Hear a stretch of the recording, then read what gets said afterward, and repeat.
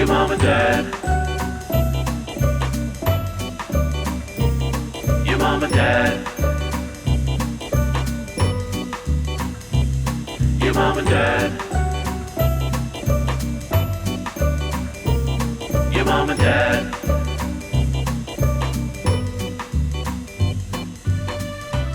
Well, welcome home, family. It's your mom and Dylan. I mean, Duke. I mean, John. I mean, Alfred. Gosh. I was wondering, you like blazed through that intro, and I was like, yo, wait up for me. I mean, Sean. I mean, you family. Oh my God. Aaron forgetting Devin's name whilst coming for him and telling him what type of person he was a different level. And when I say iconic, I don't mean like legendary, gorgeous. I mean like will never be forgotten in my brain ever. This is my Roman Empire. I'll be thinking about it constantly. Is Aaron looking dead in the eyes of Devin and like preaching at him and calling him Dylan. He said Dylan so many times that I wrote down Dylan in my notes when talking about Devin. Yeah, now where does Dylan end and Devin begin? I don't really know. I'm already so bad with names that I literally was like, wait, is it Dylan? So to be fair, what you're saying is you could be like Aaron. Here's you could be the lecturing issue. Devin but calling him Dylan. Yes. So this is when I couldn't figure out, like, is he a genius or is he an asshole? Like, you know what I'm saying? Like, is that like a classic like move to like fuck with him? Mm-hmm. You know what I mean? Is it to be like, if I say your name wrong, really get under his while skin? acting like I care about you, is it the ultimate disrespect intentionally, or are you that disingenuous? I think what it is, it's called jet lag. That's what I think. You think it's jet lag? Yeah, because there was a moment at one point, I don't know if you caught this, but when he by accident called him Dylan, he then was talking about Jenn, and he's like, because Jenn, like it was almost like he forgot Jenn's name for a second. I mean, I could see that. And I looked up the time difference, and from LA to Australia, 17-hour time difference. Oh, yeah. It's a full 24 hours, So 36 hours of travel. Think about this. They kept them up until 7, 8 in the morning doing the rose ceremony. Maybe they immediately flew them out. Like 3 hours later, flew them to Australia. Everyone's delusional at this point, which created family. Such a dramatic second episode. Incredible second ep. Was the drama ridiculous? Like, was it from ridiculous places? For sure. But the drama was, I was lit up. It was insecurity. It was a perfect concoction porridge of insecurity times jet lag times feeling of rejection equals guys losing their minds about the silliest shit. But to focus a little bit more on Aaron. Yes, please. I find him... I mean, are we just jumping right into this? Let's just jump right in. I mean, why not? This is the classic situation. We talk about this every season, but usually not this early. Okay. Which is someone goes, I am no longer thinking about why I'm here. Mm-hmm. I'm just obsessing about this one person that's driving me mental. Yeah. It almost gives, again, I'm reading so many romance novels. It almost gives like, romance energy. Yes. I'm just like, you are like absolutely obsessed with one individual. Yeah. It's really weird too. This whole like, there's always one of these guys. Now we have two, but there's always one of these guys where it's like, I'm standing up for everyone when I do that. You know what I mean? It's almost this hero complex of I'm fighting for the voiceless men here who can't get time, and that's unjust. And like, we all signed a rule book before we got in here that you have to follow the rules of the man, and the man rule is that everyone gets 15. You know what I mean? It's like this weird, like, okay, so this thing happens and you don't really like it, but why are you so obsessed? Like the other guys, like I understand the other guys being like, that was kind of shitty, or that was annoying, or whatever. And then kind of just being like, that's not how I would do it, but whatever. Like that's how the general person would respond to someone kind of skirting the rules. But to be like, I am now on a mission. It is my mission. To be a narc. And if you've seen the show, which there's been 1,000 seasons at this point. Yeah, if you've maybe seen 2,000. if you've seen the show, you know it never works out for the person that becomes the narc. But you know what I found absolutely fascinating with the second episode is that when Thomas was talking and they all got back from that group date where they didn't get time, Yes. and then he's sharing with Jenn that they all sat down. Oh my God. And they decided together. Not only that they were going to allow these men time, but the order in which the men would go.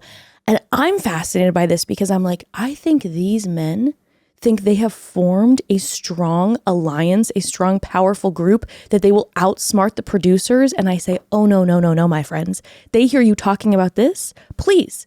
We're going to get exactly what happened, which is the opposite. And also, you think that you're this cohesive group that's attempting to have each person get their exact time, and they have a sign-up sheet at the top of the day in the hotel room, a full sign-up sheet, like, all right, like a whiteboard. Austin got first slot, okay? Now we're going to rotate, everybody, we're going to rotate. It's like, you get one kiss today because you got a call from your landlord, and he said he's raising the rent. So because you're sad, you get a kiss. Brian gets the extra kiss today, okay? Because he owes some money at the slots in Vegas. So we want to make sure that we give him a better day. But I'm like, you guys, this is why I know this season is going to continue to be so hectic, because when they're trying this early on to form a cohesive alliance, one or two rule breakers, it's going to explode. And then you get down to a small enough number of people, and then you have to realize that only a few people are left and someone is going home with Jenn, one person. So then it becomes explosive. Well, this is why the energy of like a Grant, a few of these guys where they're like, hey, I'm looking out for myself, but I'm going to respect everybody else. Yes. I'm going to stay out of the drama. That's how you do it. But to form the alliances is a wild moves. It's a wild behavior. Yeah. Because it never goes well, like you said. And we'll get into the details of this, but it's really just this whole like, guys, you're forgetting the point of this thing. Yeah. You're not a team.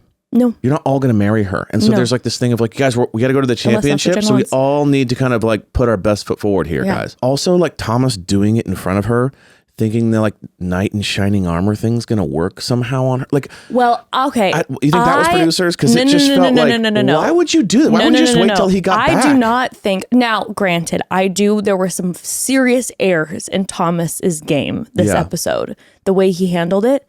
But I believe with every fiber of my being, he was set up by the one and only Sam M, everyone. Sam M, I've got my eye on you. You're the one who's slipping through. You're getting the kisses. Sam M, we'll get into it, but Sam M 100% got Thomas to go talk to her. He literally said, Spencer, hold back. Why would he say that? Spencer, hold back.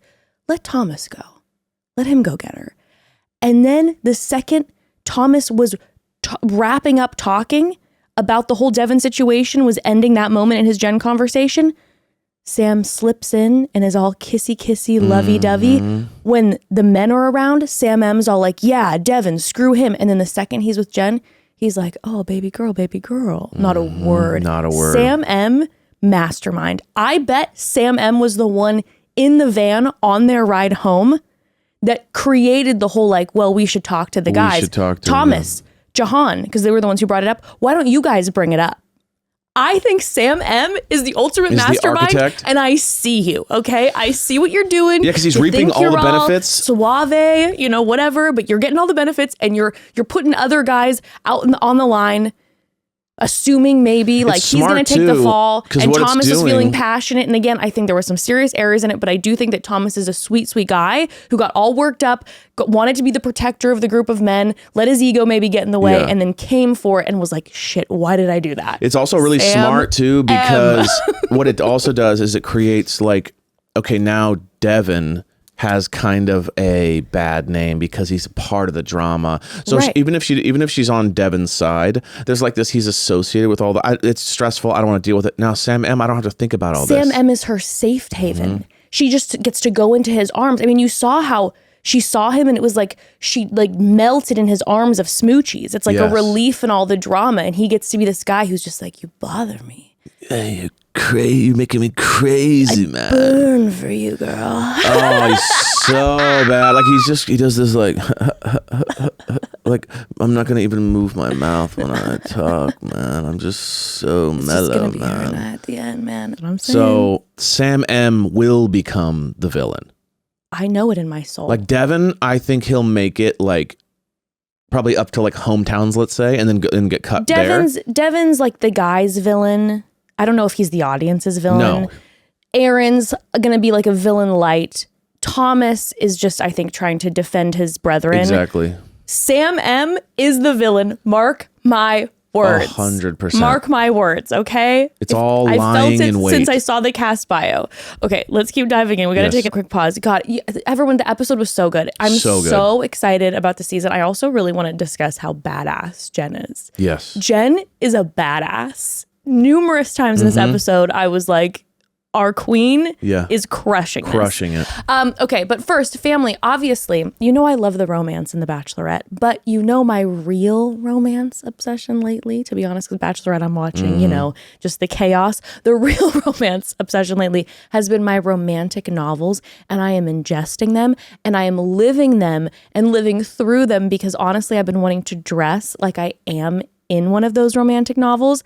And Jenny Kane really is that brand that gives me what I want. I am obsessed. I wear Jenny Kane. I picture myself by a lighthouse, the wind blowing through my hair and through my slip dress and my cashmere sweater as I take off my delicate shoes to walk through the sand and think of my scorned lover.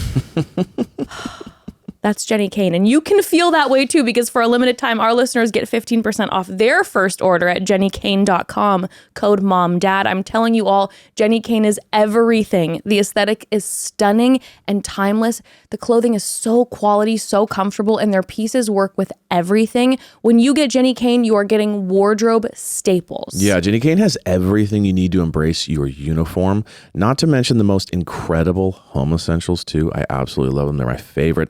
Their candles, throws, all of it. You do love their home essentials. Unreal. They're gorgeous. So it's officially sundress season, and Jenny Kane is my go-to. The Cove dress is that like every single day type of love. I love that dress so much. Love how lightweight and flowy the fabric is.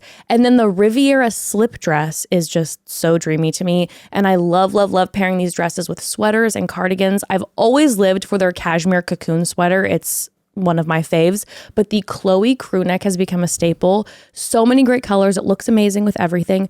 Go on their website and browse. It's so good. You'll drool, you'll dream. Plus, everything in their collection is designed so intentionally that you can style pieces together without a second thought. Find your new uniform at jennykane.com. Our listeners get 15% off your first order when you use code MOMDAD at checkout. That's 15% off your first order at jennykayne.com, jennykane.com, promo code MOMDAD. Let getting dressed be one less thing to worry about. Embrace your summer aesthetic with Jenny Kane. Okay, so let's go through these shenanigans of this episode. I want to talk about Jenn for a second before we dive in. Okay. Jenn is such a badass, okay? There were so many times during this episode number 2, again, we're talking about the jet lag of them going to Australia. Let's just not forget the jet lag of our lead. Okay, the lead who is doing way more ITMs than all the other guys. The lead who is up way more, having to go through like wardrobe fittings and all this stuff. And still, she is peppy and cheerful and funny and present and all these things. And through all of this drama, she never let it get to her. I'd be sobbing. I'd be like, we're day 2. And the girls are fighting, honey. Like, make the girls stop fighting. Like, they're fighting in front of me. They kept fighting in front of her. Yes. We had the whole ice cream gate situation, okay? Where that was the most awkward thing ever. Back and forth, back and forth. And instead of just kind of not saying anything or getting emotional, which I would have, Jenn goes, you know what? It needs to stop. And she like shut it down. Badass, okay?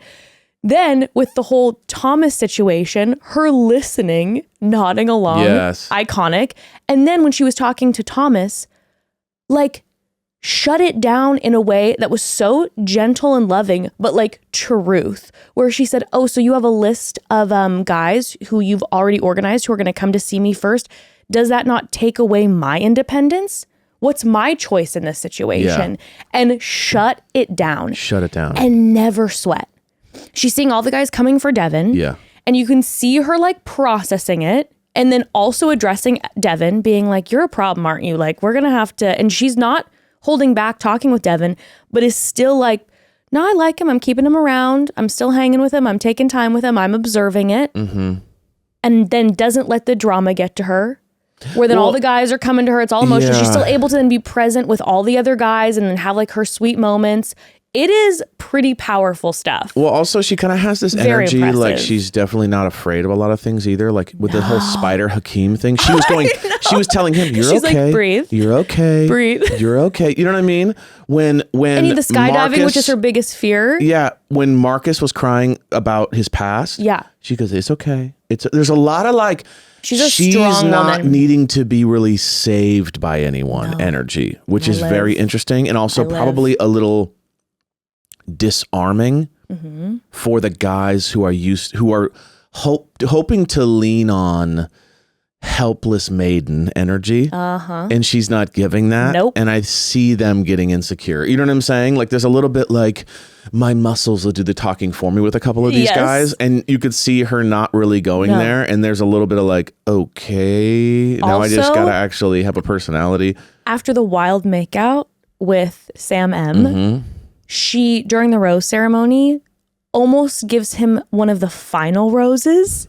And when he gets it, you can tell he's like rattled. He's rattled and also then trying to be like Mr. Tough Guy and like try to continue to be macho. He leans in and he goes, "You always keep me on my toes." Like, I'm trying to say, hey, I know you're doing this on purpose. To be like and he's being that vibes. guy. But the fact that she held off with him and she had the smirk on her face, I'm like, oh, Jenn is everything. She's playing more of a game than we normally see. Yes, in a very good way. And like just like in a more, she's like making this an experience. I feel like the way she's doing it is she's like really observing what's going on. Yes. It's like she's not getting caught up and she's like genuinely observing these men and enjoying her time, but also like shutting it down. Yeah, and it kind of brings me to another vibe, which is like Jenn is putting fun, connection, flirty, free vibes at the front as well. So there's a lot of like, she's really talking a lot about like, I want to have fun with this person. I want to laugh with this person. Like she's, you know what I mean? She's not going like heavy serious all the time. She's kind of going, if we're going to connect, I need to kind of know that we're playful and fun, and it's not just like, are you here for the right reasons energy? It's a little bit also like, I just want to make sure that we can like roast each other, have fun. Like, you know what I mean? It's almost giving that before she's prioritizing, are you here for the right reasons? It's a little bit like, okay, great. You can be here for the right reasons and I cannot vibe with you. Exactly. I need to be able to laugh with you and have fun with you first and foremost, and then we'll go from there. It's not like, I just want the guy with the strongest character. You know what I mean? It's a little bit like, I want a guy that's going to make me laugh. I mean, make my life fun. Yeah. And that might not show up in the classic, well, you know what I mean? Like I might find that guy through a different channel. I don't know. She's kind of giving everybody a chance because of that. You know what I'm saying? Which I'm like, I'm loving it.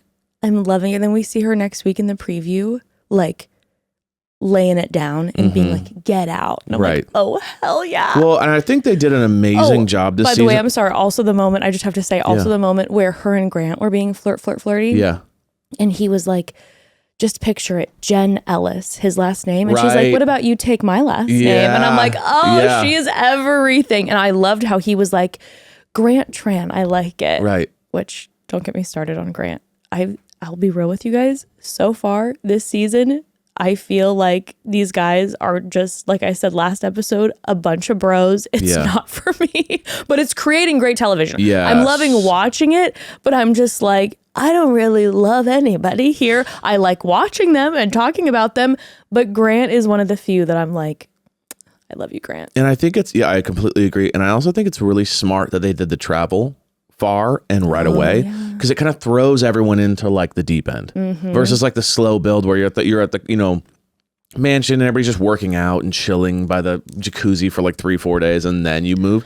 It's kind of like, don't let them get too close. No. Create drama right away. 100%. Put them, get them jet lagged. Yeah, when you have the mansion, they become buddy bond, and you can kind of lose drama because they're like, well, we got each other's backs, and there's always one guy, but like you can already sense that like they just threw him right in the deep end. You know when you don't bond? When you're flying. Exactly. Across the country and you're sitting next to some dude who's man-spreading his face off, drooling all over you, snoring, you're irritated with him. That's the guy on your right, the guy on your left. His TV is working, yours isn't. He's got to go. He went to the bathroom 5 times. And now you're annoyed because you're like, he keeps going to the bathroom and his TV works and I'm staring at a blank screen and he's not giving me an extra headphone and he's just like, find your own shit. In Devin's case, like he won't shut up and they're like, dude, I just stopped talking. It's like, it's great. It's creating a great dynamic. Can you imagine? You know that Devin was sat next to Aaron on that flight. Aaron and Thomas. It was him. It was Devin in the middle, and then it was Aaron to his right, Thomas to his left, and that's what created the hate. You know that man didn't stop talking for 15 hours. Well, like, Aaron was reading his book, his principles of self-growth, and he's like, dude, please stop talking. I'm reading this for the 17th time. I'm the most developed, emotionally intelligent person there is right now. And Devin, I just picture like, you know, when everyone turns the lights off and everyone's sleeping, that Devin just is still talking to just who knows who, and just Aaron just has his headphones on, his noise canceling headphones, just trying to sleep, and Devin's just like keeps poking him and being like, so dude, what do you think about like the whole dynamic when we get to Australia? Do you think that No, it's even worse. Devin's one of Devin's one of those guys that gets on phone calls when you're like in a crowded area. Oh, on speaker. So like they're like, they get out of the plane, and they're in the like Sprinter van, and he's in between 3 people, and he's on the phone. Going, oh my gosh, I know. He somehow wrangled a phone from one of the producers. And he's just like totally, yeah, I know. I was thinking the same thing. Yeah, I know it's nice here. The weather is pretty good. And everybody's just like, shut up. Yes, 100%. We'll get it. Let's talk about Devin because Devin, well, okay, so they get to Australia, right? And then immediately they get a group date. Yes. And the first group date is Sam N, Marvin, Brian, Jonathan, Aaron, Grant, Jeremy, and Devin. They go to the Queen Victoria Market. Jeremy is wearing his Aussie vest. He's wearing his crocodile hunt. Did you notice this? Yes. I'm like, this man, Jeremy, with his Corvette or whatever, he's our guy who hired a stylist before going. 100%. And he was like, maybe had a hint at where they might be traveling. And he's like, we're doing Australia. And his stylist was just like, we got to give Crocodile Dundee vibes, we gotta but give chic, shrimp on the Barbie. But chic. So we're going to give you this quilted brown vest. We and you're really going to own it. But just kind of like on the weekend. Yeah. Just like the chic casual, like Crocodile Dundee, but like going to a 5-star steak restaurant. Yes. That was Jeremy's energy. Right. But you know, they're having fun. They're doing the touristy thing. They're eating the foods. They're doing shots with the kangaroo balls. Again, another Jenn moment. She's just throwing it back. Yeah, like I mean, she's pretty iconic. The guys are getting stressed, specifically Sam N, because they're literally around her. Yeah. And when one guy's talking to Jenn, it's like everyone else is listening and then waiting for your turn. My whole body hurt. That's so awkward. It's like when you go and hang out with a friend group, but you don't really know the friend group except one person. And so when everyone's talking, you're kind of just standing there with like nothing to say. Yeah. You're like holding your drink and kind of panicking. It's kind of, they didn't create an environment. They literally are all like in line. Yeah. Which we see later with the Thomas thing. It's almost like they're like, my turn is number 4. Here it comes. Oh, dang it. We moved on. I don't get it. Make sure, guys, I was number 4, which is number 1 now. So when we go into the comedy store, I get to go first. So remember, you know what I mean? It's like, they're all kind of like looking, which was so They weird. have their yogurt punch cards. It's like, I've talked to Jenn twice. You've talked once, so you get to get another punch card. They have a Jenn card. And I feel like, which was a big letdown to me. About what? Which was all the shots of Brian, my doppelganger, representing me. Your twin's gone already. My twin's gone already. And it's because he would just stand there and look and smile. And I'm like, dude, get your Vegas ass in there. Like, I thought you were fun, loving, Where's party boy. Where's the energy from night 1? He lost it all. It was like night 1, he was genuinely eyes ablaze. Yes. Sweating, smile plastered on his face. It almost feels to me as if Brian we'll just call it energy drinks, right? Ah. As if Brian is like a big fan of Red Bull Yes. and had a lot of Red Bulls, and now on set they have no Red Bulls. Yeah. So now He couldn't fly with the Red Bull. Yeah, now he's not able to drink his Red Bulls anymore, and Yes. now it's like he's fully come down and he's just And like he's kinda so like, who am because he I? was so quiet the whole time. The whole time. He didn't say, he said 2 words the entire episode. And I'm going, brother, what happened? What happened? We thought you were going to be electric. You were wild. You folded under Wild. pressure. But there was just kind of a lot of that. Yeah. There was a lot, Mr. Emotional Virgin, Love Virgin. I know. He was a He ghost. panicking. I know. He was like, I don't know. I can't do this thing. I can't be in this environment. And so it was like, just really like, there was just like 3 or 4 guys who were going for it, and everybody else was kind of just waiting. Like, is it my turn or I just... So then Devin takes it upon Yes. himself to kind of push her up against a wall, Yeah. like sexy moves, and be like, I got a surprise for you. I can't tell you what. Takes her hand and takes her away to get ice cream. Apparently, and he was listening. Apparently, she had mentioned that ice cream was her favorite. He was listening. Producers were listening. Sure. Whatever it might be. I do believe he was listening, though. I'll talk about that. He takes her away and they have their ice cream moment. And this is then when Aaron begins to absolutely lose his mind. Yeah. I don't know if we've ever seen a group, specifically Aaron, someone so reactive and upset immediately from a steal.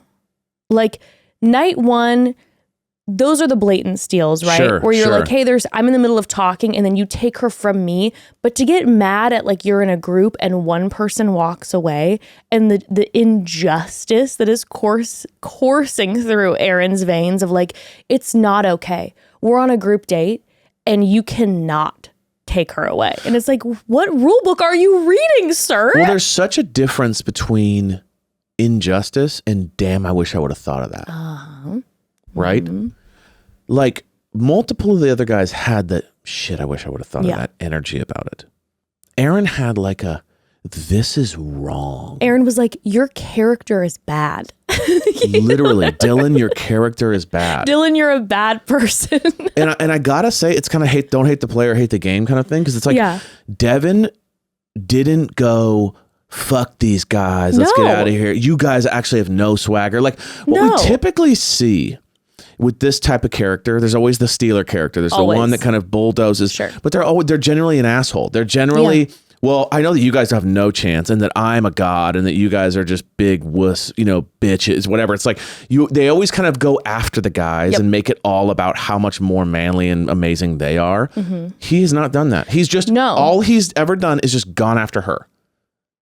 They're just, all he's done to these men, I believe, is simply annoy them in the house. Because he's taking control of the situation. But also I'm saying like in the house, like he said, he's loud, he's got a big personality. So he's probably annoying the shit out of them because they're just like wanting to be quiet and do their thing. And he is just like chit chat, probably throwing like, funny jabs around all the time. And they're just bothered by him.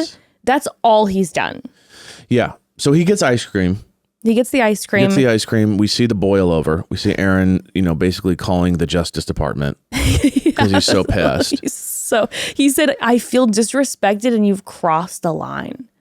I'm like, this is wild. This is wild. It's smart of Devin to do this because, let's be real. Jenn is having fun, but when you're surrounded by 10 guys, that's a lot of pressure. You know what I mean? 15 guys, you're probably not having that much fun because you're kind of having to look at everyone and like. Jenn literally said, hey, I'm looking for someone who's going to like focus on me and maybe like pull me aside. So she's looking for that. So when you get a one-on-one, you're kind of like, okay, thank God. I don't really have to kind of do this like politician thing where I'm like, everyone, hello, and I don't want to single anyone out. But like when I get singled out, now I can just kind of take a deep breath. So it's like, it's super smart of him to do it the way he did. Aaron legitimately said, there's group date rules. This is like not a one-on-one. And I'm like, oh, he literally.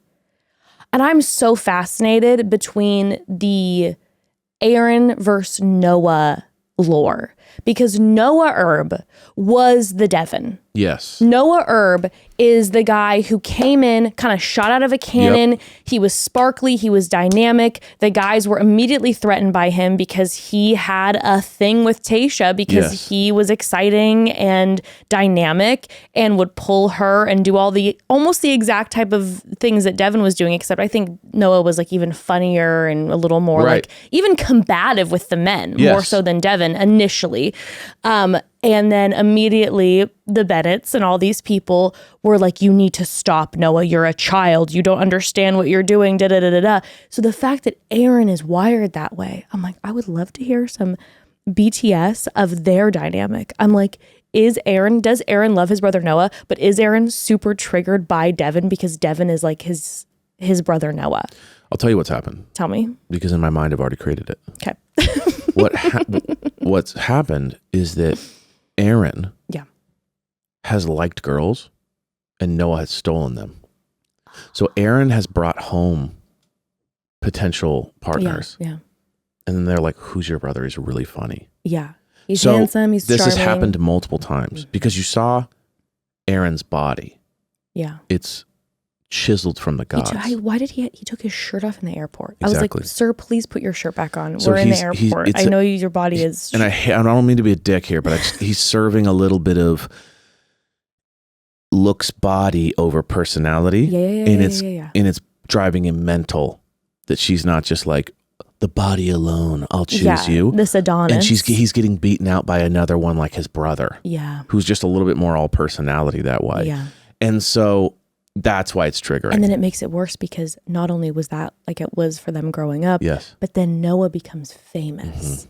And then not only does he become famous, then he finds this incredible woman who's now the love of his life. It's like, Yeah. my brother's done it all. He gets it all. Yeah, and he's always been serious about. Remember, he was like, I'm not as serious as I may seem. And then she's like, yeah, you're pretty serious. And he's like, no, I'm not. I'm really not. That was so funny. I'm not serious at all. I know I seem serious, but I'm really fun. And she's like, I mean, you seem serious. Yeah, because he's like, it's like anytime someone says I'm a really fun guy, it's like that's code for it's okay, I'm not. But he's just like this. He was just like, I know I seem serious, but like, I'm I'm a really fun, silly guy. Have you seen how fun this pearl necklace is? This is fun. Yeah, look at my style. I'm crazy.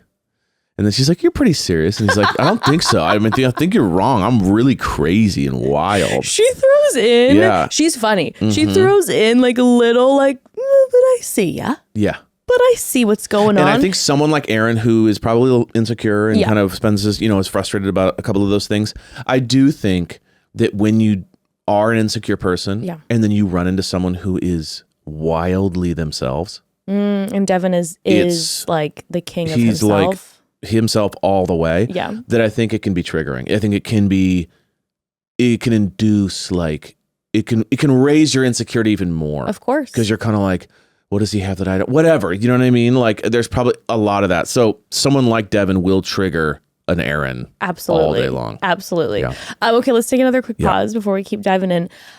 Family. Okay, so I'm currently on my period, and fam, fun times. In the last 3 years, my PMS symptoms have ramped up with the cramping and the mood swings and the bloating and the hormonal breakouts. So fun, right? Okay, but this next sponsor has legitimately made a huge difference in my life. I initially tried it after a friend of mine highly recommended it to me, and it has helped me so much. It's MixHers. This podcast is sponsored by MixHers. MixHers is a nutritional supplement that helps balance hormones from your first period to your first hot flash. MixHers will be there for you every step of the way. What got me into MixHers was their product, Her Time, okay? MixHers created Her Time for people searching for PMS relief. It's the most enjoyable, effective, long-term solution on the market because the ingredients nourish the root cause of hormonal imbalance and eliminate the need for additional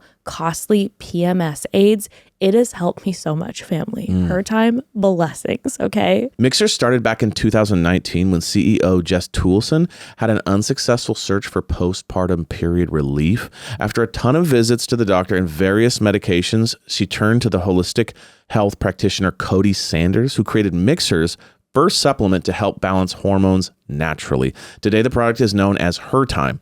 All Mixhers products are produced with 100% natural ingredients. They don't use any artificial flavors, colors, or added preservatives, and all their products are gluten-free too. And I am just, like I said, I am so grateful for it. You just take one of the little stick packets, you open it, pour it, like my sound, open it, pour it into 8 to 12 ounces of water, stir it up, add some ice, and drink it. It's that easy. Number one, I love that you can bring these anywhere. And like I said, it's just so simple to use. And number two, they taste so good. Like they taste so good. They have flavors like palm mango, peach passion, my personal favorite, coconut lime. I'm telling you, these taste so good. It just tastes like you're drinking a delicious beverage. And then you have all these benefits with it, like yum. And in addition to balancing hormones, Mixhers has 14 additional products to support women's wellness, from pre and postnatal supplements to menopause support to a libido booster for sexual wellness, which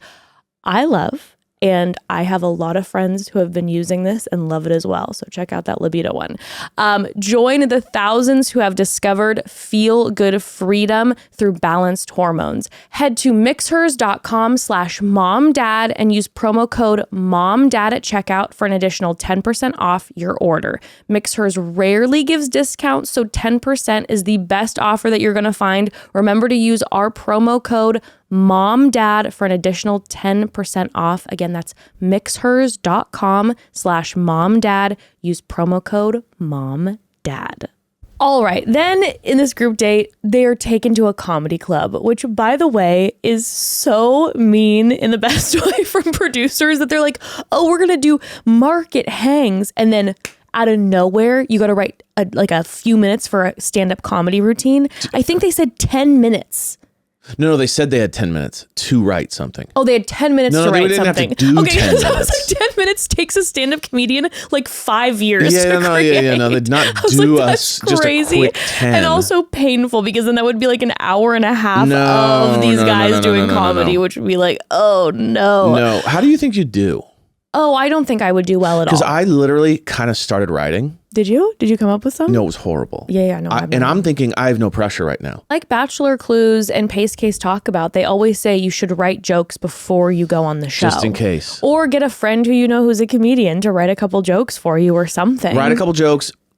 Decide on a skill. Yep. Practice a skill. So when there's like a thing, write a poem, a song, a love letter. Yes, you gotta go in prepared. Yeah. And you know what? Of all the people who I could imagine preparing, it would be Devin. Yeah.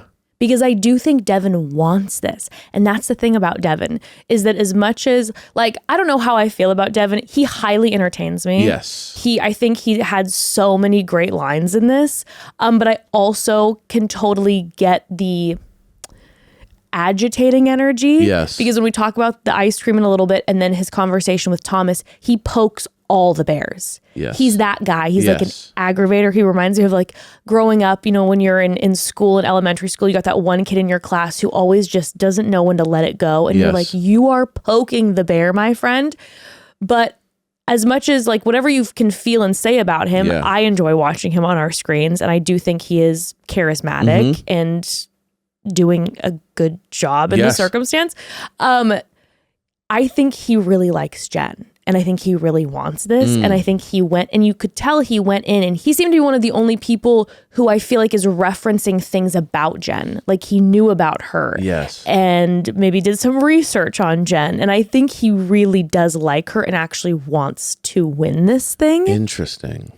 So I could see him prepping. Yeah. But he went into this comedy show, and he starts off, you know, and he then makes the mic lower for Jeremy, which I feel like is going to haunt Jeremy for years to come. But again, funny, kind of like that was there's multiple kind of. Yeah, there were some moments with Devin, but then after that, every single guy that we saw came for Devin. All of them. Now, terrible mistake. Terrible mistake. You put him on a pedestal. And Devin knew it, and he loved it. He laughed the whole time. He didn't get upset because he said, well, now she's thinking about me. If Jenn would have seen him like this, just like, you know, arms folded, she would have been like, yeah, maybe he is a dick. No, but him laughing along. Is like, oh, I don't mind. Terrible mistake on the men's part. Mistake. Now, if I was going on the show, I'll tell you what. You don't want to come too hard for the guys because that could start drama. Pause. Okay, maybe come too hard for the guys is not what I meant. You don't want to throw too many jokes, towards the contestants because that might start drama and make you a target. You don't want to throw too many jokes towards the lead because then you could go too far and hurt their feelings. Yes. What I would do? Self-deprecate. I would self-deprecate. That's a great one. That's not what I was going to say, but that's probably a better choice. I was going to say that I would write a slew of jokes only about Jesse Palmer. All Someone Jesse Palmer who doesn't, jokes. like, there's nothing offensive there. You're Everybody just kind of would having be fun. confused. They'd be like, why is this person obsessed with Jesse Palmer? I'd have like the Bigfoot references. I would just go full on Jesse Palmer because first of all, I know that he can handle it because he's a king. Sure. And also, you're going to cause drama with Jesse Palmer? That would just be a funny moment in the show. Right. You got to just come for the host. The whole thing is about the host. Don't engage with any of the people who you're competing against or the lead. Yes. Just like you said, yourself and the host. That's it. Yeah, it's just... I could do an hour on Jesse Palmer. Yeah, an hour. But it's like, it's just a classic mistake, man. It's a classic mistake when you're talking... Why, like, if this whole thing's about Jen, why are you talking about him? I know. Like, what you need to do is roast two of the guys and then have a joke about her. And then have it be like you're just everyone's having fun. I know. But So they didn't strange. do that. And that energy went into the night portion. Something I liked about Devin is that at this point, the guys have been annoyed with him. They've done all the jokes about him, and he still does not seem bothered. No. He still is kind of just chilling. He's laughing with the guys. He's not letting it affect him, and I can respect that. Here's my thing. Yeah.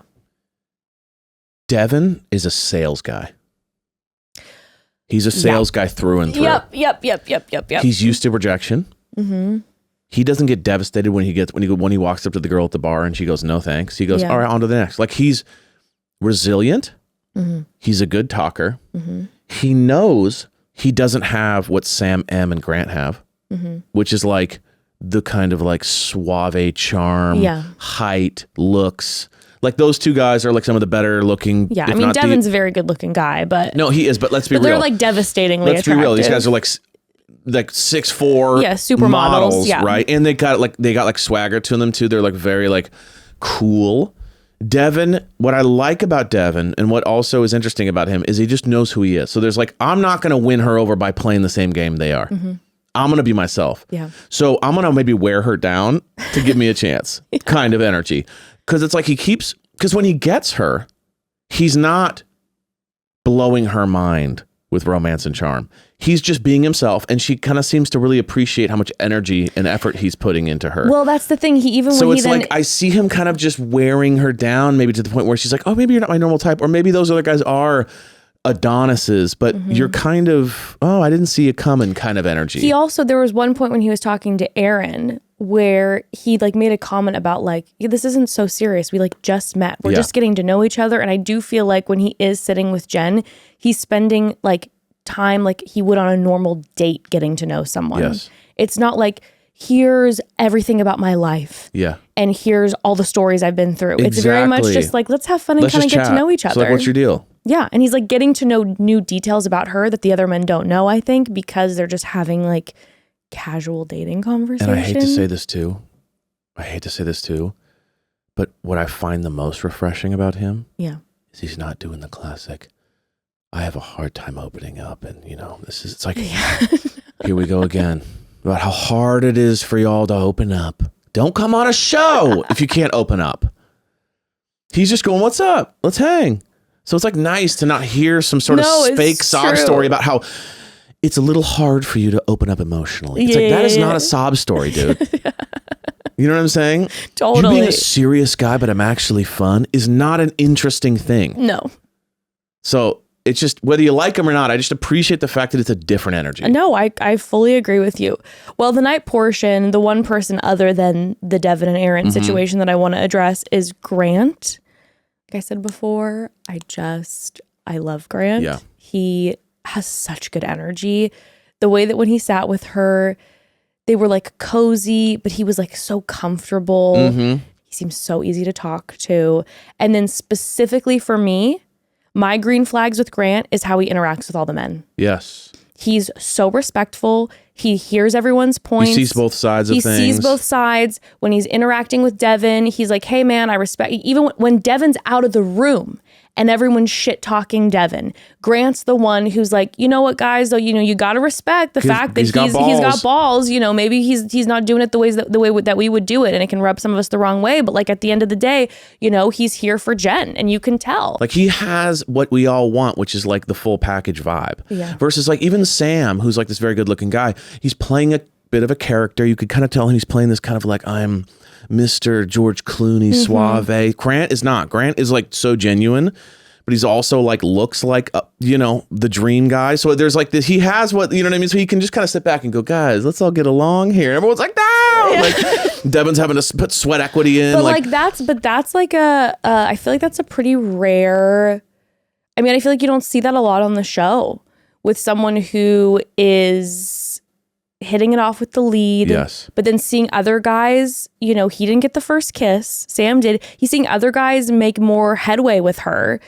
And yet he still is like, you know what? Like we gotta hear him out. Some of those people, he could be using his time to be kind of like slander or take out or whatever. Or even not saying anything about. He could be silent about Devin. Maybe he's the ultimate architect. Maybe he's using Sam. I refuse to. Hold on. I refuse to believe it. No, I don't even mean it in a bad way. He's letting Sam be the guy that thinks he's the architect. So Sam's walking around trying to get rid of everybody, and he's going, I like this guy because he's going to get rid of everyone for me. Possible. I just think Grant's just a good guy. Oh, I think he is too. But if I were him, I'd be like, I like this guy because I think I have a stronger connection with her than Sam. And I like the fact that Sam's trying to get rid of everyone because then I won't have to deal with this. But I don't know if everyone's aware that Sam's trying to get rid of everybody. No one is except Grant. Because Grant sees it. He goes, oh, this guy's got it. This guy thinks he's sly with the vendetta against everyone. I'm going to let him do his work.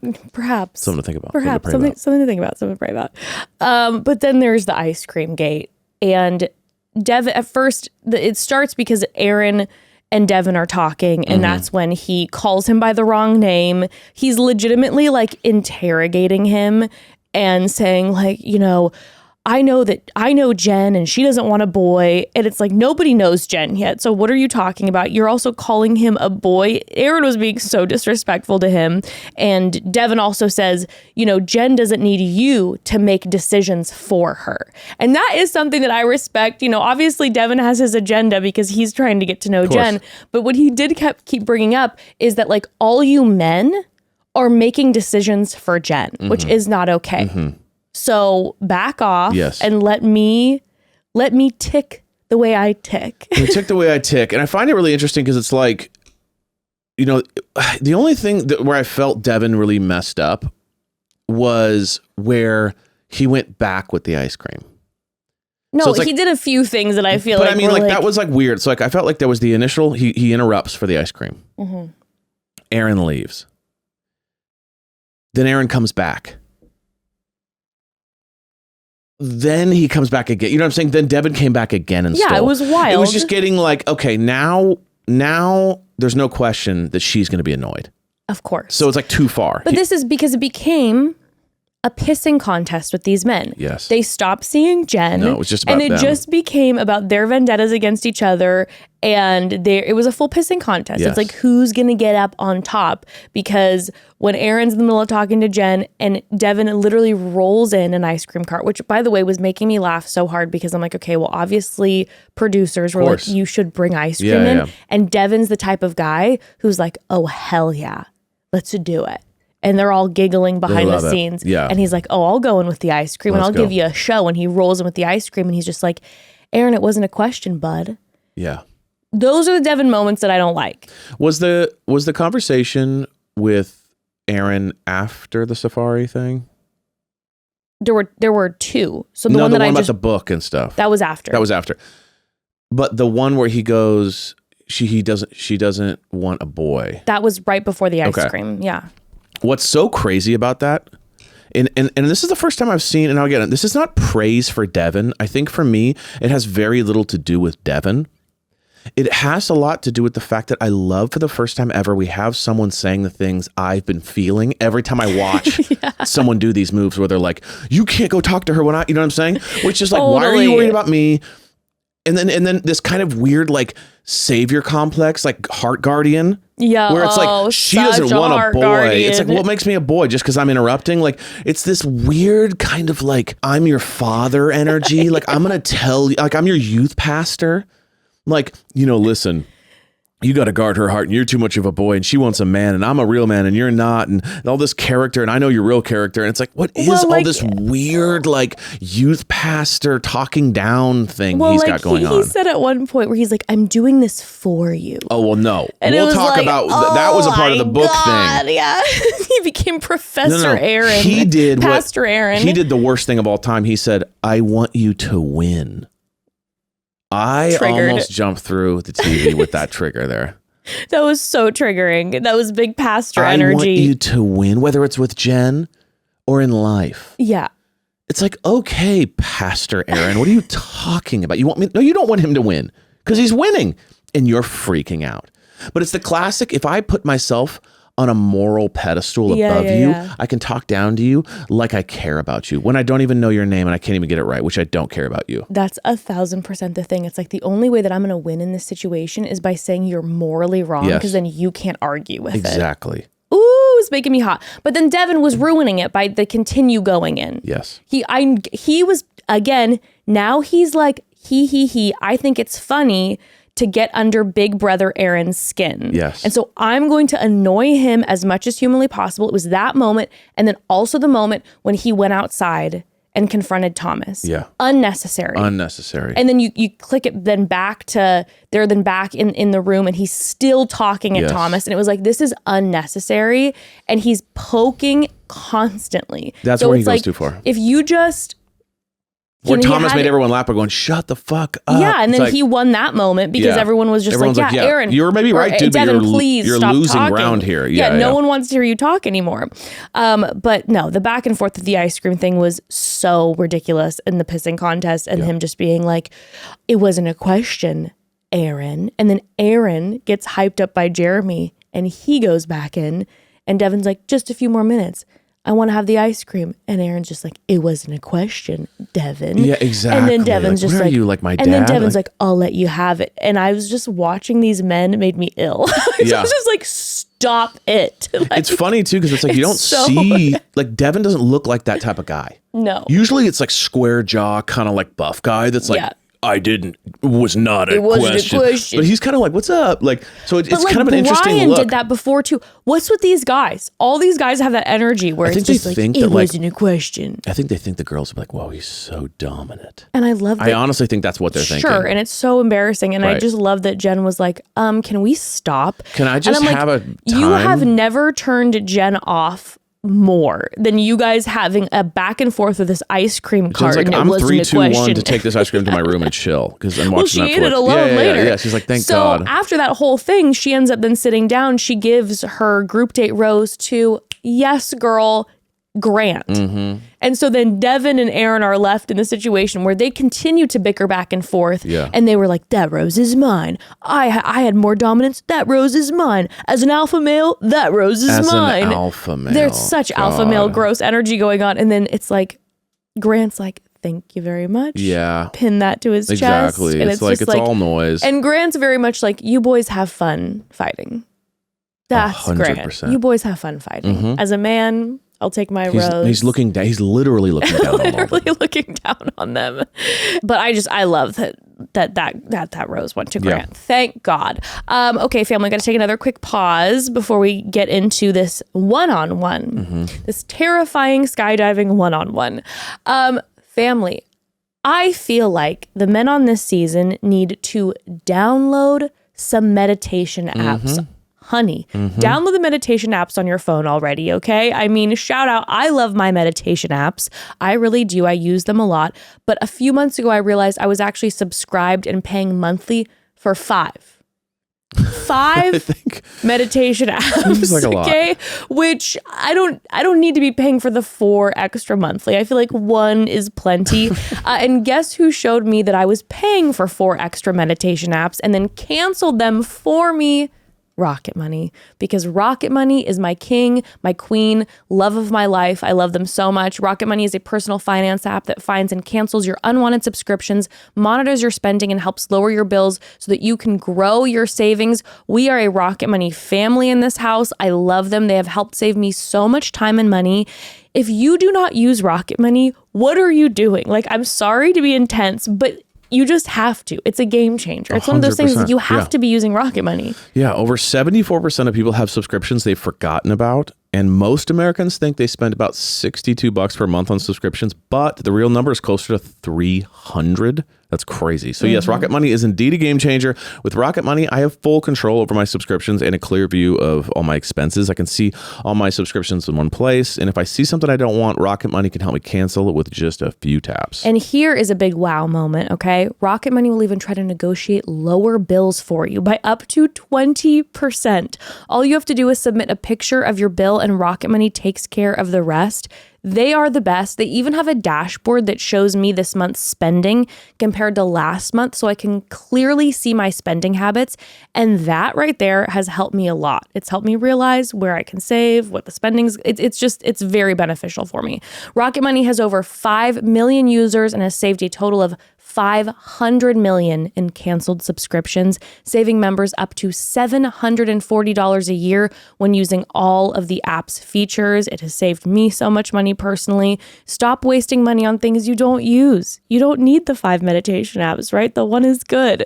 Cancel your unwanted subscriptions by going to rocketmoney.com/momdad. That's rocketmoney.com/momdad. rocketmoney.com/momdad. Okay, next we have the one-on-one date, and it is given to Marcus. Yeah. Now, I think the producers love Marcus, and they want to set him up because he gets the first limo entrance, exit, okay, in the edit, which, by the way, the family let us know because we were talking about, like, how do they get that first person editing? Duh. And I was like, thank you, family. I was like, how do they know the first person? It's like, oh, okay, yeah, there you go. Yeah. Editing. There you go. I prefer to not think about it. But he gets the first limo exit, and then he gets the first one-on-one date. Yeah. And not only do they give him the first one-on-one date, they set him up with a skydiving date. And he says, you know, being an Army veteran, he has jumped out of many planes. So he's very comfortable doing this. So they not only did they give him the first one-on-one date, they gave him a date where he could be the one feeling really confident in the situation to take care of Jenn, not him being like terrified of heights and panicking while Jenn is also panicking. Now, the one thing I didn't appreciate was that they made him jump on with someone else, like someone was strapped to his back. Yeah. And I'm going like, if he's a pro, he should jump alone. And that would be a sick edit. And he's like cruising by them and he's like making out with her in the air. You know what I'm saying? Like, that would have been sick. But I don't know if you know that he hated being strapped to that guy. 100%. He's like, dude, I could teach you how to do that. You know that drove him crazy. But I think to be able to do it legally, like to jump legally with just skydiving, you have to have like your authentication. I would just assume he would. Maybe it expired, but either way, I was assuming it would be like he would be like impressive there, but like they made him strap up. So I was like, all right. Well, something he said right off the top is they were in the car and he right away said that the guys were asking about like what would get his heart rate up or scare him on the date, and he said, and she's like, well, what would do that? And he said, really nothing. And I was like, make up something. Yeah, that's not giving like vulnerability. I was like, you can borrow one of my many fears because I'm scared of literally everything. So like, just make it up. Less time with you. Like, sure. That's scary. Later, you know what I mean? To his credit, later not being able to look at you every day for the rest of my life. That's scary. Like, oh my god! But be stupid, be corny. Like, make it a fun moment, and that's kind of where I get with Marcus in general. Yeah. Not a fun guy. Kind of a serious dude, serious life, heavy shit. I mean, okay, understandably 100%. Why you're serious after I'm not everything. saying he needs to be a fun guy, but she wants a fun guy. He's like, you know, got like hero energy vibes. And I just feel like he's not loose. No. with her. And she did say in an ITM, she said, my number one important thing is someone who makes me laugh. Exactly. And I don't think they laughed at all during this date. And that's laugh. I mean, you're running on a plane, you're laughing, you're talking, you know. It was it was a very serious like energy. He should have made some jokes on the plane, like, I don't think your thing's clipped in. Oh my God, I mean? Like, that's horrible. Made her laugh. Like, you know what I'm saying? Like, are you sure this is the way you guys do it? You know what I mean? Terrified. Sure, but you could have like broken the ice a little bit. He's just like, we got this. You know what I mean? It was a little serious. The thing with him, and then when they had, you know, and obviously she was terrified, which my heart was like literally broken in pieces for her, because I'm like, she said it. And the fact, this is the truth of the matter. She's like, people die skydiving. Yeah, I'm surprised they aired that. I'm like, why do they, I know. It was kind of like making them look bad. I was like, what? Yes, why are you letting your contestants skydive? It's truly terrifying. Watching them skydive, by the way, while they were plummeting to the earth, I thought, why did I ever do this with you? Why did we ever go skydiving? It was epic, though. Yes, but like, I'm like, I don't know what was wrong with... Wildly dangerous. What was wrong with 21-year-old Jessica to be like, let's do this? Me now? Can you imagine trying to get me in that plane? Oh my God, there wouldn't even... not even an option. I wouldn't get miles near the plane. No way. Like, hell no. I'm the lead, and you're trying to get me to conquer my biggest fear. I'd be like, try a new lead. You can pick someone else for this date, okay? Marcus can go up with the instructor. I'm staying on ground, and I'll watch him How about free like fall. wine and cheese? You Yeah, know what I are mean? you Like, why are we joking? doing this? Yeah. God.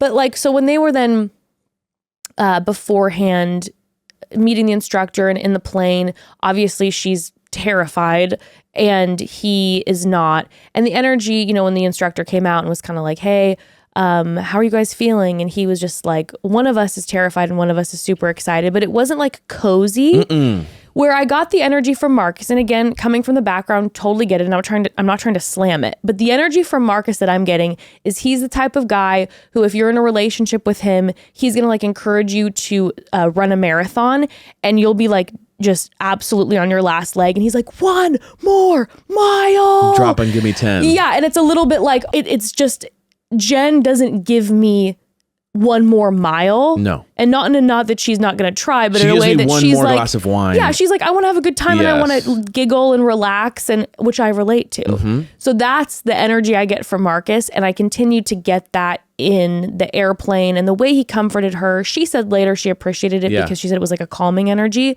But I was thinking like long term with the two of them, I don't see it. I don't see any chemistry. I see he's a calming thing. He's been through a lot, so he kind of like can handle a lot. And so the vibe I get was like, what I liked about him was that he was calm when I was scared, which makes me feel really like, you know, confident and like, you know, someone's going to take care of me. So like, and then she even said like kissing him felt good. I think he's a handsome dude. Yeah. Calm, strong energy. That's all great. I just don't see any chemistry. Because when they went to dinner, no. There was no chemistry. And they like made out right after the jump, and that felt like adrenaline. Adrenaline, 100%. That was like an adrenaline kiss. It was like, oh my God. It was 100% adrenaline. Oh my God, we survived. Let's make out. We have 1 day left on this earth before the apocalypse kind of kiss. Yes. But then once that was over, it was kind of just like they were at dinner, and you know, he told his whole story, which was, you know, incredibly intense and gnarly and all that. But again, it wasn't, sometimes heartfelt stories bring people together. Yeah. It more felt like she was almost comforting him. He was opening up, and it was almost like that was it. There wasn't like, now we're more romantic than they were before. It just felt like two people commiserating about intense experiences, but I didn't feel like it resulted in like a deeper romantic connection. I mean, I do feel like him sharing that with her, where it did maybe deepen, is that she then sees this huge, massive piece, kind of like what makes him tick almost of his life, and go, oh my God, okay, like when we were talking about the serious energy, like, but of course, after everything that he has gone through, it's like, okay, that's going to be maybe why. Sure. And if later on in these upcoming episodes, there are certain things that come up, it's like, then she knows. So I feel like that really showed a piece of him to her. I think it helped her understand him more. Yeah. But I didn't see like, now we're like hot for each other. You know what I'm saying? Like sometimes it brings people together that way. Yeah. I saw it more like she understands him more, but not necessarily like they're deeper romantically. Yeah. That's my personal view. I hear you. that was the thing with them. I felt like she did give him a rose at the end and really appreciated him, sharing and talking about like all the intense like past and pieces of his life. But maybe I'm wrong. No. The rose to me was maybe something else. Maybe something will surprise me here. Here's a rose.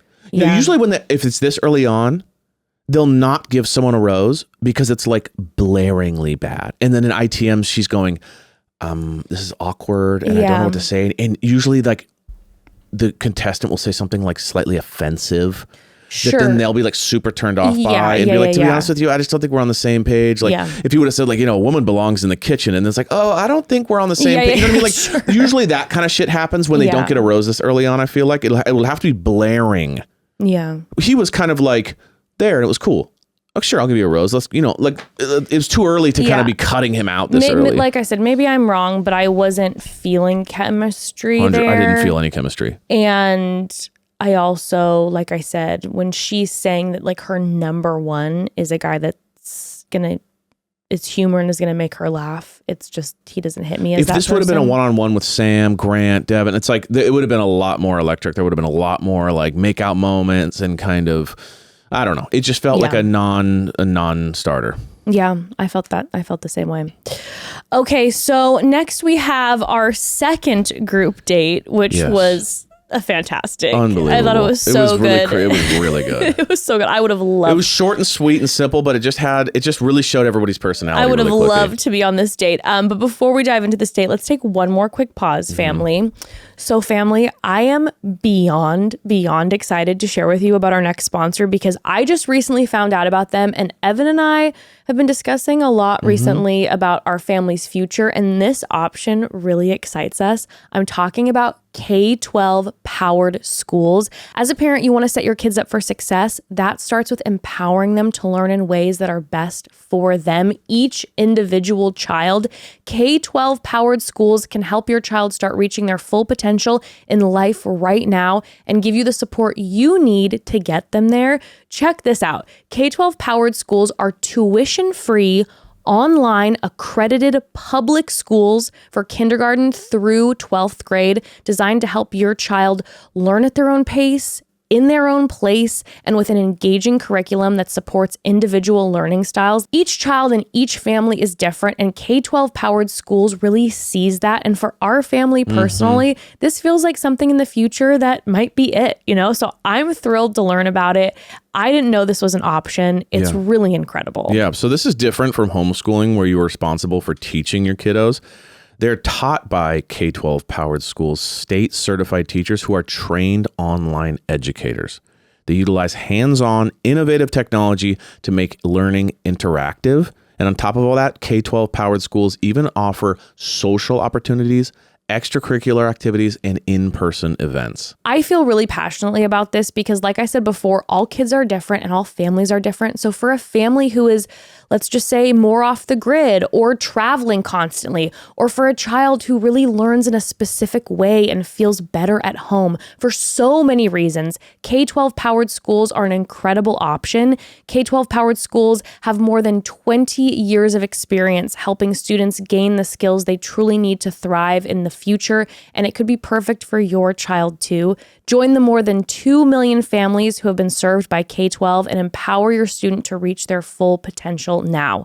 Go to k12.com/momdad today to learn more and find a tuition-free K-12 powered school near you.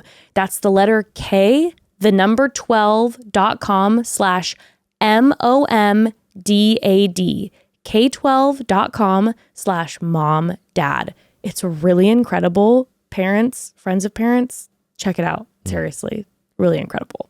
Okay, so on to the group 2 date, the Outback. So this date, I love it. Jen was like, I like animals more than I like people. So Agreed. I need Couldn't agree more. I need a man who's going to also love animals. So they have a photographer, they have a wildlife expert out there who are going to be taking portraits of the men with Jen and a different Australian Outback animal. Spencer was just itching to get behind the camera. Spencer shows up and he's like, this is literally my job. And he was handing the photographer, like slipping him business cards. He's like, hey, I would love to shoot you guys. I would love to work with you. I'd love to work with you. Hey, well, how about, you're a great photographer. I have a business. Here's this card. Have you ever thought about turning that barn owl into the Mona Lisa, perhaps? Star. You could have that barn owl. Sure, there's the photo of the gorgeous barn owl, but have you ever tried to add a top hat and a monocle in a painting later to the barn owl? Do you guys want to make serious money? He was sliding his business card. Let's sign all these animals to agents. When he walked in, he was like, oh, I got this thing. I got this is shit. what I do as a pet portrait photographer entrepreneur. Okay. Although, let's be real, it's dogs and cats. So that's what he mainly, I don't think he's doing a lot of barn But now owls. he's going to be like, I got to take some trips to Australia because now I got some business over in the outback, Exactly. And he's going over to the photographer, the guy, and he's going, what are your settings? I do think that if you opened up the f-stop a little bit more, you'd get a better exposure, just as a heads up. And he's like checking the pictures. He's walking over and checking pictures every time. Yeah. Ooh, I do feel interesting. Okay. You're not really capturing the essence. I don't feel like I really see enough in the animal's eyes. I'm not understanding the owl. I'm seeing the owl, but I'm not seeing the owl. So try again. What's the spider's journey, right? What has the spider been through? Who is this spider? I'm not seeing that. I just see a spider, and I think that's up to you. I think you're missing it a bit. Try again. I feel you're definitely focusing too much on the humans, and we really need to focus on like the journey of these gorgeous creatures. Exactly. Which I see and I hear you, Spencer. But they had a whole bunch of animals coming out. They bring Sam right away. This monitor, Blue, the monitor, and he's like, "Yeah, I relate to the monitor because he's rough around the edges." That was so and embarrassing. I was like, he's like, "I'm not afraid of anything, and I'm just like this monitor." I mean, monitor. I don't even like the name. I wish you just said like Demon Viper, because that's a little bit more my speed. Is something rough around the edges, something dangerous. I know what it's like to be dangerous. I also have questions about his necklace. My favorite movies are Fast and Furious, all 14 of them, because that's me. I'm Fast and Furious. I relate to cars also as well, to be honest with you. Me and cars and anything heavy and scary I'm very used to, you know what I mean? So anyway, this is just a bit about me. And they're like, what? Can you take a picture with this animal, please, and shut up? I have questions about his necklace too. Did you see his necklace? Very long silver chain, almost down to like his pecs. Too long. And a circle. Like a silver circle, like an infinity symbol. I just want to know. I'm sure there's some corny story. I want to hear what his meaning for the necklace is, because I'm sure it's a lot. Yes, I got this from one of my senseis, because I could kill you with one finger.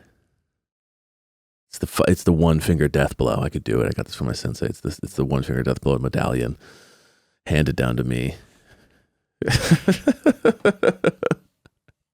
It would be something like that. But they've got like the barn owls, the wallabies, some beautiful, beautiful creatures. And then we get Hakeem. And Hakeem made the ultimate mistake. What mistake? You never tell the producers what you're afraid of. Oh, yes. You know what I mean? I just hope it's not a spider. It's like, dude, you're asking for a spider. In his bio, I remember it said that he hated spiders. All you got to do is say, I love spiders. And they're going to give you a snake. Yeah. Hopefully that's the thing that scares you. I sleep in a web. Yes. My bed is a giant web. I have spider tattoos. Like, you got to sell it like you're not afraid. You got to be like, I'm terrified of wallabies. Yeah. And then they give you the wallaby. God. They're so weird. Have you ever looked in their eyes? They didn't give him a spider.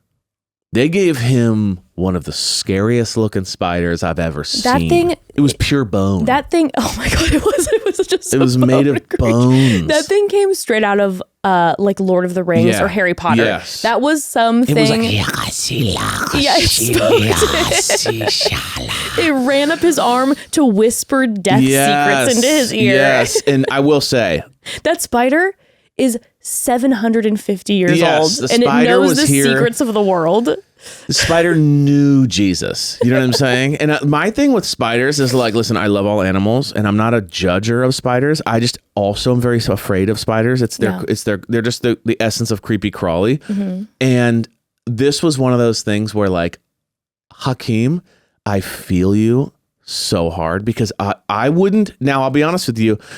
I think Jenn would have appreciated if you wouldn't have been squealing like you were the whole time. No, see, so that she had to protect you. But I will say, but I lived for the fact that he was just himself. I loved it, but I would have felt that way inside, because my God, Oh. That was terrifying through the camera. Because, by the way, that spider, when he put him on his arm, he was started going up. Wrecking. He's like, I'm going right to his like, brain. it was, I don't feel like I've ever seen a spider move so quickly up someone's arm. And the guy's like, yeah, he shouldn't move much. And he just took off. He's just like getting into his shirt. He's like, oh, fuck. I enjoy spiders. I love jumping spiders. Yes. I think I enjoy a tarantula. Like, I've held tarantulas. I find them to be, I know you are a little. No, I can't do spiders. But like, I think they're such beautiful creatures. That spider would have really, really scared the shit out of me. Oh, it was made of stone and bone. It was so creepy. It was like long and like, oh my God, it was terrifying. And Hakeem I love him so much. I'm so glad that she gave him a rose this week. He makes me laugh. We see a preview of him in a car with her next week, and his eyes, he's just like, ah! See, I'm surprised they didn't give like a character. huntsman spider. You seen those things? They're like as big as a dinner plate. Yeah, that's those. That would maybe they're not safe. Maybe. I don't know. Oh my God. But so Australia, I have some Aussie friends. Yeah. Australia does not fuck around With the spiders. with the animals and the bugs. No. Like, there's bugs the size of your head. You know what I'm saying? And it's like, that's the only thing where I'm not cool, where I'm like, I'm okay with bugs. Bugs that are bigger than my face, not so cool with that. Bugs should be little. I could grab them and they're like, oh, they're there on my little thing. Big, huge bugs that like could take you out. Yeah. We're all set on bugs bigger than our Chihuahua dogs. Yeah. Bugs the size of dogs. Yeah. A bug that could eat Ashley. It's a lot. Literally drag her away. We're all set on that. We're all set. That's movie shit. Well, we find out, by the way, that the person who, Jenn fancies the most in the photo shoot gets a one-on-one date and everyone else has to go home. Yes. So they have no interaction. That date was probably so short. They don't get to talk to her at all. So they end up bringing out at the very end Melanie, which is this gorgeous, huge, gorgeous snake. And Jenn, who is just like, has been so strong through this whole thing, doesn't like a snake. She's clearly not a snake person. She's not a snake. She's not a snake girly. And when she saw the snake, she was like, oh, hell no. And she's like, fuck you, producers. You made me skydive yesterday. And now within snakes. like 24 hours, my other big fear, you're making me like wear this snake. Also, love the name Melanie. Oh, so cute. I was not ready for a snake. Melanie. I will say, gorgeous. If you're afraid of snakes and you want to intro people to snakes, make their names very sweet. Yeah, it's very sweet. Greg. Yeah, Greg the snake. Greg the snake. Yeah. Melanie. Melanie. It's like, those are very like, oh, she was there's no way there can be mean with that name. You know what I mean? The color, Melanie is like the color on Melanie. Unbelievable. Stunning. But Dylan stepped in. Yes. It's like, hey, any of the guys. Not Devin. Dylan. The real Dylan. The actual please Dylan. Stand up. And he did. The real Dylan stood up. The one who's read the book. The one who's read the book. And he was like, I got this. And we find out later too that he actually does it. He's kind of freaked out by he's snakes. like, that was actually scary. But so he jumped in. He was like, standing there looking gorge with the snake, holding it so that she was kind of not, able to avoid it. And so she gives her date, to Dylan. Yeah. Sam is convinced it's going to be him. Surprise, surprise. It's not. It's Dylan. So then she ends up having a night portion date with Dylan. And I love his energy. He just seems, from the first episode, he seems just like a sweet, sweet guy. Yeah. They have a lot in common with like the whole med school piece. We also find out that his parents got married in 6 months. So Dylan's somebody who, again, a process like this might really connect with him when you see your He's parents. He's used to like falling in love and ripping. You know? Or he's just seeing that at least. Yeah. And not only that, when he said that his dad plays the song every time. The same song every time his mom gets in the car. Are you joking? That's maybe the most romantic thing I've ever heard. I hate when guys make us look bad. You know what I mean? Because I right away go, I'm like, Evan, why don't you play our song in a second? Like, it's like the song maybe that like he heard the moment that they met or the first time they ever went on a date and she got in the car. Danced to where they met at the bar. And every time his mom steps in the car, they play the song. Can you imagine seeing your parents like that growing up? What a beautiful thing to witness. Of connection, yeah. To just see your dad like just starry-eyed for your mama. Love. 100%. So Dylan really can connect with this process though, with the whole 6-month thing, which again, as a lead, I'm hearing it. I'm going, if I want to get married or be in a serious relationship at the end of this is a green flag for me. You don't want the guy that's like, I don't know about this whole thing. Yeah. He's like, I've witnessed it with my parents and this is just kind of a different version of what my parents did. 100%. And he's a sweetheart and he right away opened up to and said that he's, again, it's just a beautiful, strong man being willing to admit that he's been struggling with insecurity the past few days, because he's like, I walked in, I feel like a pretty secure guy, but there's all these amazing guys around me. I'm feeling like, do I not fit in here?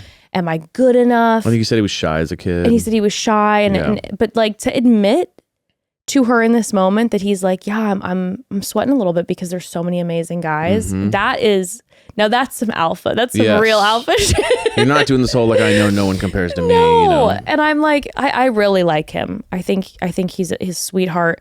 I don't know how intense I see their chemistry. I felt like she likes him, but I wasn't getting sexual chemistry. I was getting like personality chemistry. Yeah. But I wasn't getting that, like, because she makes it very known. Because like in the beginning, remember, I was like, maybe she's not a makeouter. You know what I mean? Like maybe she's not really into that. And then all of a sudden she like, sucked Sam's face off. And I was like, oh, okay, she is a makeouter. She just has to have that connection. Yeah. She's not giving away makeouts for free. No, and she's still, even episode 2, she's kissed like maybe 5 of the guys. So she makes it very clear who she's sexually attracted to. I didn't get, it was kind of the Marcus situation. I didn't get like a lot of that energy. They kissed and they had a good kiss, but it didn't feel like take me passion energy. Chemistry. It was like, you know what it was? It was an exploratory makeout. Yes. It was like, okay, let's see if there's something here. So it might be a slow burn. But this is then when we go back to the hotel and Thomas N says the ride back, I noted this. He said the ride back was heated. Everyone's pissed off. Which to me, I'm going to go back to my thing that I think Sam M was the leader of the heat. He was convinced he was going to get that date, and then Dylan got it. It pissed off at who? Like, were they just mad in the car that they all didn't get the date? Okay. Well, I think that they probably didn't get time. And think about it. Jet lag. You just flew all the way. And they probably thought there was going to be more like walking and talking like the first group date. Also, let's be real. You go home, night 1, you leave Los Angeles. What you're used to is first few episodes. If you get kicked off, you probably have max maybe a 5-hour flight back home. These guys are like, I better not get sent home tonight. I literally 24 hours ago just traveled to Australia. Like you're feeling a lot, and you're like, I didn't get any time with Jenn. I get why everyone is then feeling emotional and like kind of maxed out at this point. So, but he said that everyone's pissed. I think Sam M's the ringleader in the car being like, I don't know, guys, what you thought about this, and like getting everybody. Yes. But then the voices for it were Thomas and then Jahan. And Jahan, which by the way, the fact that Jahan's gone like really bums me out. I know. He was one of my, I think Jahan is gorge. Yes. And I loved his energy, and I loved the way he handled everything. When he was the one who initially said, hey guys, I think if you'd be down to like maybe let us have more of a chance to talk to her tomorrow, that would be amazing. So he's the one who initially said it. And then even after the whole Devin conundrum later, he was talking with Devin and he was like, I really respect the fact that you do really want to spend time with her. He just seems like a genuine, lovely guy. And he got maybe just didn't have the devastated, the kind of poke through the crowd energy. Maybe he needed be a little bit more. I know, but every time we had like a moment of him, I was like, I like him. I know. And he's also so cute too. It's like, and he's the guy who like he owns the like supplement company in New York. He's like a successful Forbes under 30. Yeah, the successful. He's like a super successful. Maybe she didn't know. She's like, wait, come back. Yeah, I don't know. Anyway, so Jahan asked that of the men. Thomas agrees and is just like, hey, if you guys do this for us, we would do the same for you. Yes. So it's a little bit of like, hey, let's make a blood oath right now. Now, Devin. Which was so ridiculous because it's like, wait, you're coming back from your failed date, forcing the other guys to like bend and give you, like, I don't understand this concept of everyone deserves a shot. It's like, no, you don't. No, but I don't understand this idea that like, because I didn't get enough time, like this is your possible wife. I know. Do you do this in your real life? Babe, I want you to make sure that you're going on dates every day of the week. Because I really want you to be dating a lot of guys. It's just, like, no, that makes no, if you really want someone and you want to be monogamous, you go, if you're finding a diamond in the rough, you're like, I gotta snatch this person up. Yeah. You're not like begging them to make sure that everyone else gets a chance in the world. Okay, can I say something? I'm just confused with this coming back going, guys, bro code, right? and we all get equal chance. I'm so confused by this. This is where I say I can get it because it's so early on and they've done a lot of travel. I can get the desire and request to the group. No, I understand you wanting No, but that. I'm saying I get being like, hey, everybody, let's make this equal and fair here. No. Let's talk it out. I get wanting but it, saying it's crazy. I don't get then getting real pissed and then blaming someone who does take an opportunity to talk to her. That's like going, it's like being on a basketball team. Yeah. And going to the opposing team. Guys, it'd be really nice if everyone got shots off tonight. And everyone got some baskets. And everyone scored. Cool? Yeah. We all agree we give each other, everyone gets a score? It's like, what? No, I tried to beat you. I just don't understand this idea that like, it's so strange to me that Thomas would like think that was a good idea and that like that made sense. Yeah, no, I get it. It's almost like if you really truly believe you're not going to win, that's when you start saying stuff like that. Yeah. No, I disagree. I get it. I get doing it and thinking like this could work so that everyone gets an equal opportunity to like get to know her. But then I don't understand then getting like literally upset. Now, okay, but Devin does then say, he goes, well, I'm not going to fall back to the end of the line, but you guys definitely deserve more time. Yes. So he says that, and I do feel like, and then everyone then was harping. So basically this statement is made from Devin, cut to cocktail party. After Jenn walks in, Devin grabs her and takes off, right? Which we all saw coming from Mars. Which we all knew was going to happen. But I do have to say, he said, I won't fall to the back of the line, but you guys definitely deserve more time. Which is saying, I'm going to take time with her, but don't worry, I won't take her for an hour. Yes. So I'm not going to go. Yeah. So I do have to say, was it fucking brazen as shit for him to go and grab her? Did he know? Because he even said, tonight's going to be chaotic. And she's like, why? He's like, just trust me. Because he knew when he took her right away that they were going to be pissed. And then he said later to the guys, when they were confronting him, he was like, listen, this is what went down. I thought I'm going to hook up my homeboys. Get myself out of the way quick. I'm just going to hop in quick. That was bullshit. And then Devin won't bother you for the rest of the night. That was bullshit. Was absolute garbage. That was bullshit. But all he had to do was just do it and be like, guys, I don't understand. Like, I said I wasn't going to take a ton of time. I didn't. I was going to just take my some time. I will say, from his perspective, would it have been worse if he would have interrupted a guy and grabbed her? So that is an argument for him, where he's going, if I do it right away, I'm done. Like he's even said, I'm not going to be interrupting anybody's time. So listen, I just think it was fucking brazen. Listen, sorry, go ahead. No, I'm going to repeat myself. So that's it. I was just more saying, like, you're going up to the guy who's interrupted multiple people, who's made it all about him and her connection, and then asking him to change. He tells you, I'll make sure you get time.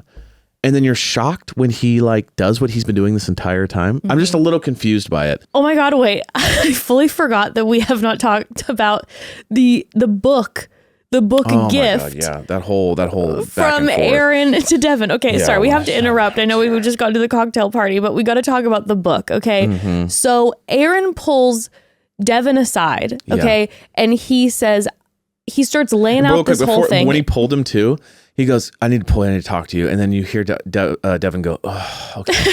He's like, here we go. Like, do we really need to do this? He literally just starts, he's like, I'm taking it upon myself to mentor you. Yes. He's like, I have become the mentor of your soul. And I'm going to do it free of charge. Most people pay for this. And what I'm going to let you know is that you're very arrogant. He calls him Dylan again, by the way. He calls him Dylan, and he's like, I just feel like you lack this depth with Jenn. And Devin's like, you just called me by the wrong name. And How can you tell me? I lack depth, okay? And Aaron says, when I said you lacked depth for Jenn, I said it out of love. You guys, if none of you grew up Christian in a church, this is exactly the conservative church that we grew up. Someone pulls you aside and goes, hey, out of love, I think I want to date your girlfriend, and I think that you're a bad guy. And I'm not saying you're a bad guy because I want anything from you. I'm for sure hitting on your girlfriend. But what I'm saying is that you need God's love. i.e. I'm the arbiter of his love. Yeah. And you need, in the men's group, you were telling guys that you struggle with lust. Yes. And I see that as a real red flag for your girlfriend. So I'm going to take your girlfriend and let her know that you're a bad guy. And I'm doing this because I love you like Jesus loves. Like, this and is I will exactly, date her out of love. and I'm going to steal her and make her my wife. And I hope that you learn from this that you're a bad guy. And I'm only telling you that I'm only gossiping and talking shit behind your back because I love you. I legitimately have had a conversation before when you and I were broken up and I was starting to go out on dates with people. I had a woman from my women's group legitimately sit me down and she's like, okay, Jessica, I'm going to say this out of love to you because I care about you and love you like a sister in Christ. But everyone's talking about what a whore you are. You are a dirty whore. And I'm not saying that because of any judgment. It's just there's only one word to describe you. And I just need to let you know that we're all talking about that you are absolutely a whore. And she did bring me a book and I don't remember what it was. And I wish. And I literally was like, I lived this exact experience. And it was just like, yeah, you're going on dates and everyone's talking about that you're a whore. And so you need to stop your whorish ways. Yes. And here's this book. And I'm saying this to you because I care about you. And I want so much better for you. It's not because I want to be on a pedestal, look down on you. It's that I just love you. Because I am basically the second coming of Christ. And so that's why I'm here, is to start my new church and to alert to the world that I am the Messiah. Like, that is basically what Aaron is doing. So then Devin's like, no, you see me as a threat. And Aaron said, I see you as a bully, which is wild. They a few guys threw the word bully around regarding Devin, which was actually like mind-blowing to me. Because Devin goes, I never once talked shit on you. I never once He's pulled someone down. I literally am just pulling her for dates. He's not bullying anybody, okay? You guys don't like how he's acting and he annoys you, okay? You can say that. You can say you're fucking bugging the shit out of me because you won't shut up and you keep grabbing her and it's really bothering me. To give someone a book on how they can change and they didn't ask for it, and it wasn't an intervention, is one of the most egotistical things you could ever do. Well, what this unsolicited advice accompanied by a book is unforgivable. What this was and what everyone is talking about is that, years ago, Noah on Tayshia's season, like I was mentioning before, had a moment where he sat down with Bennett. And Bennett was like, you are not acting like a gentleman. You are too young to understand these things. And so I'm going to give you this as a gift. And he brings Noah a gift, and it is a book on emotional intelligence. And he gives Noah this book. And it was just like the world shook when this happened, right? Noah takes the book. So the irony that Noah has this emotional intelligence book, and then his brother is Bennetting which Devin, supports my point, which was 100%. He is like the antithesis of his brother. Yep. So that's why this guy drives him crazy. And it's wild because Devin in the ITMs was like, he thinks I lack emotional intelligence and he just like won't say it. And so I was like, this emotional intelligence through line. Now I will tell you this, family. The book was The Principles of Self-Growth. And I did look it up. I don't think it exists. Are you for real? You think it was fake? You think the producers gave him a fake book? That's really funny. I looked it up. It doesn't, at least I couldn't find it. Let me know if you guys see it. But I looked it up and I was looking for that yellow color. Even just the name, Principles of Self-Growth. And they're like, this guy, Aaron, can't stand Devin enough that maybe he'll continue the legacy of the herbs and we'll do a 1-2 swap and give him a fake book. An inside job. Yeah. He's an amazing actor. Because I wasn't even looking at his face. Like, is he kind of trying not to crack right now? Like, is he kind of laughing? He's like, no, dead serious. He probably didn't even look inside the book. He just thought, yeah, this is good. Thank you for maybe they were like, hey, give him this book. And he didn't even open it and was like, hey, I'm going to give it. You know what? I bet it was even slicker than that. I bet he was like talking to one of the producers and they were kind of broing down. Yeah. And the producer's like, it's funny, Devin, I see a lot of like, interesting kind of things about him. I was reading this book. You should give it to him. It's really good. And, oh, it's a good idea. It was probably more like that. 1,000%. Like kind of got broed out with him. Because he said like, this book has helped me so much. Blah, I've blah, read blah, it blah, multiple blah, times, blah, he said. blah. So unless I'm very wrong, let me know, family, in the comments. Blow it up. I don't think the book exists. So. Holy shit, I did not see that coming. So something to think about. Now, loved Devin's response. Yeah. Devin laughed, kind of like offhand, and he goes, thanks, bro. He even said, I appreciate it. I appreciate it. Which is like, he could have gone, are you fucking kidding me? Yeah. That you're so disrespectful. You're so like patronizing asshole. He just goes, I appreciate it, man. He probably knew like, let's just get this thing over with. And he kind of laughed it off and he just like left the book there and let it go. So anyways, now going back to Thomas. to the cocktail party. So yes, please, if you didn't note this, please rewatch the part where Sam M, while Devin is talking, Sam M goes, whoa, Spencer, let T Win go on in and talk to her. Because he knows that via conversation that they'd all been having, that Thomas is feeling a certain way and is going to go in and confront. And they were probably going over scenarios of like how they would confront Devin. And he's like, oh, Thomas is feeling a certain way. Have him go in. So then Thomas goes in and just makes I'm so bummed out because I do really like Thomas a lot and everything we saw from him from the first episode. Up until this point, he seemed great. I feel like he seems like a great guy, but I feel like just let the emotions. Yes. You could tell also too when he was outside that he's a very emotional guy. And I think he just let the emotions, the jet lag get the best of him. He goes on in. Instead of just trying to get Jenn, he pulls Devin aside and is just like, we're having this talk. And he confronts Devin and is just like, you said to all of our faces that you were going to let us, Unfortunately for Thomas, Devin has these great arguments where he's like, I did not say that I was going to let someone go before me.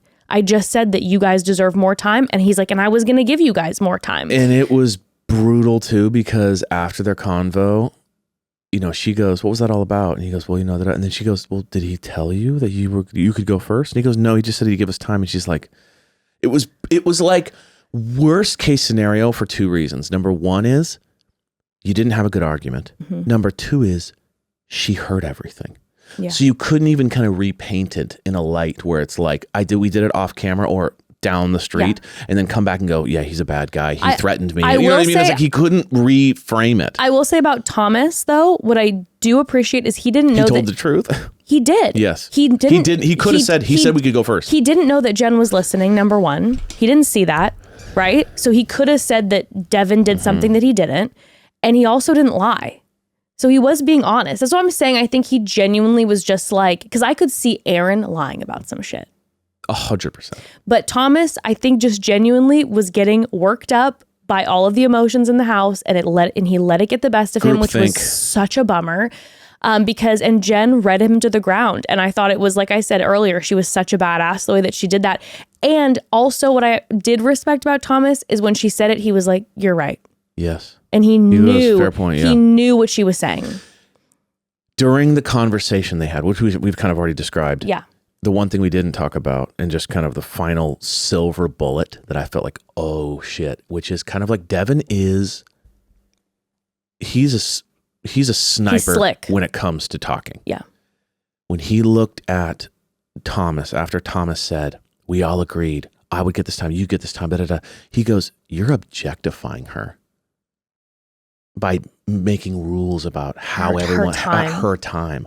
And she heard it. And she nods. She and goes it's like this. Like, dude, Thomas, that was the ultimate silver bullet. You could not come back from that. No. Because it kind of is true. It's like, I know you could tell he didn't mean to do that. Of course not. And that's the thing. And that's the thing about it is it's like there wasn't the intention there. But if you examine the actual situation. You controlled her. You're trying to control her and it's about her finding like what if her she person. wanted to be stolen? And I think she did because she's expressed that she wants someone who's going to. And so by you really saying make no an one effort. can steal, you're controlling her ability to connect with somebody. Yeah. And we've absolutely seen that Jenn can take care of herself when the whole Aaron Devin situation's going down and she goes, no. This is enough. I don't want this anymore. Also, it was woof. Then after that, you know, there was the one comment that came up 20 times was a man only has his word. Yeah. I was like, not true. I know tons of guys that lie. It's not the only thing they have. They have deception. They have lying. They have success. No, but he was saying like that's your honor. I understand, your but word. I'm just saying like, do you know what show you're on?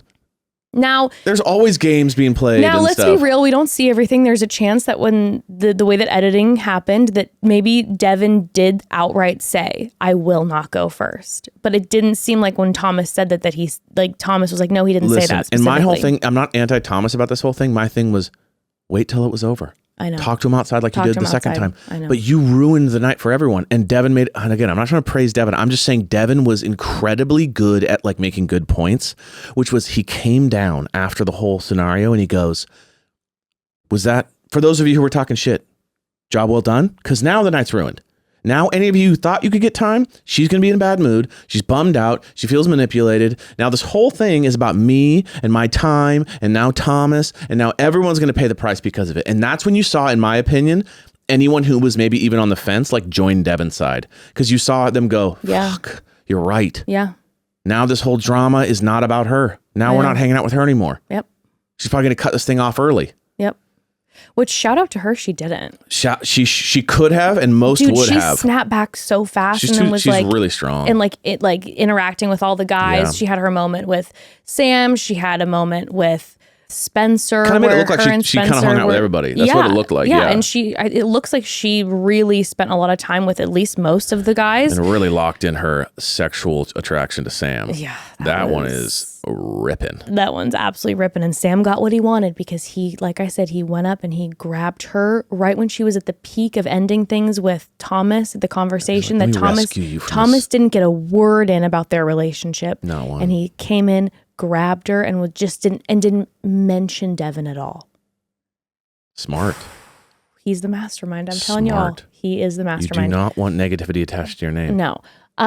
But then we had the interaction though outside. And that's again, like I brought up earlier, where I feel like Devin crosses the line, where he came out and he didn't need to come out and Thomas was outside to get away and to take a break. He was trying to get a breather. Devin had also gone to all the other guys and he was like, Thomas was screaming at me, which he was absolutely not screaming at him. They were having a stern conversation. And then even when they were outside, Thomas is about to put his drink down so that he can talk with his hands. And Devin goes, "You gonna throw that drink at me?" And it was like, Devin, again, don't make this a pissing contest. I respect the fact that you've been pushed to the limit. You got a book a few hours ago. So I get that you're going to be hot. But this is where you're seeing the side of Devin that's annoying. And you're like, I would be annoyed. Yes, I 100% would be annoyed with Devin, but you can't let it get to you. Yeah. And it just, because he is crushing his dynamic with Jenn. And so then his interaction with Thomas, where it was just like, okay, you need to Devin, cool your jets. And we just saw Thomas getting more and more frustrated and irritated. And Devin wouldn't let up and it was just and then you go back into the room and he still is going and it just wouldn't end. And it's just like, okay, let it go, Devin. If Devin doesn't chill, the house will turn. The house will turn. The house will turn. By the way, quick side note, I saw someone tweet, and this is so true, bringing up Aaron again. Aaron and Sydney on Paradise. They're one and the same. That would be incredible. They're just two. I would love that. They're just two taddlers who've got a justice complex. Just tattling on the world. Us against the world. And they have Bachelor Legacy. Started a podcast called The Tattlers. They got Bachelor Legacy connects too, because Aaron's got the Herb Noah connection, and Sydney is besties with Ashley I. Perfect. It's like, they call it the Narcs. They're just out there. Start a band. They're gonna love each other. Yes. We can feel that. They just go walking around and be like, that's jaywalking. No, 1,000%. You deserve a ticket. You're not supposed to double park here. Well, I think the final way for me to wrap before we talk about the rose ceremony, my thoughts on Devin, and I think, because like I said, I do really enjoy watching him on my screen, and I get why Jenn really likes him. I felt like it was John who had an ITM moment where he put it the best way. He said, I see what Devin's doing and I respect what he's doing, but he's just being a jackass about it. Yes. And that I feel like is the perfect definition. Like you said, there were a handful of guys who then started being like, Devin, I respect you for what you're, and that's it. Respect the fact that he's there for Jenn, he's pursuing Jenn, but you are being a little bit of a jackass about it. And so you're bugging everybody. 100%. That's it. It's just a flavor thing. But you can't call the guy a bully. No. You can't call him a bully. He's not doing anything wrong. So then we got the rose ceremony. Obviously, Marcus, Grant, and Dylan already have roses. First rose goes to Austin, which I don't think we've seen him at all. So there's a connection there. Hakeem. Oh, yeah. Yes. Spencer, Jeremy, Jonathan, John, Thomas A, Sam M. You keep me on my toes. God, I can't believe he whispered that to her. Then she gives it to Devin, and Devin leans in and goes, "You look so good, by the way." I'm like, oh my God, these men. Sam N, Aaron, and then the final rose goes to Thomas N, which means that going home is your twin, your doppelganger, Brian, Marvin, and Jahan. But then we wrap it with Devin being Devin. and he gives a Gives the toast. toast. It's like, brother. It's like Devin. Yeah, it's like he should, you know what? Aaron should have just given him a book that says like, know when too much is too much. That should have been the book. And like, I know he keeps saying, I'm just going to be me. I'm going to be me. And I'm like, you know what? Respect. Be you. But no, sometimes you, just like sometimes me, can bug people. Sometimes you, Devin, are going to bug people. And I feel like 80% of the time, Devin does a good job about letting it roll off his back and laugh about Sometimes it. he digs in too But then hard. he just keeps kind of pushing it. The toast at the end was a push. Too much. Let someone else do it. Don't Get do out of it. the You way. don't need to do remind her you talk. You don't need to do a victory lap. Because that's what that That's felt like. exactly what that was. But you know, so excited for next week. Great episode. It's such a good episode. Next week, it looks like we got stripping happening in Love it. Australia. We got some Spencer romance happening. Mm-hmm. I'm just a man standing in front of a woman. He's like literally using lines from rom-coms. Where's his like, boombox? We got Aaron saying someone's here for the wrong reasons. Aaron's going to have the Devin conversation.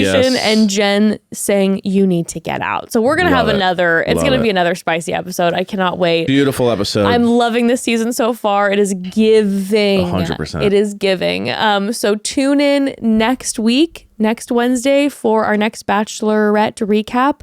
And then next week, after our Bachelorette recap, we'll have a second episode. I think we're going to do a call home about friendships. Yes. So send those friendship drama questions into us. And next Friday, we'll do a call home about that. But Incredible. we love you all. Mwah. Have a great week. Bye, guys. Mwah. Bye.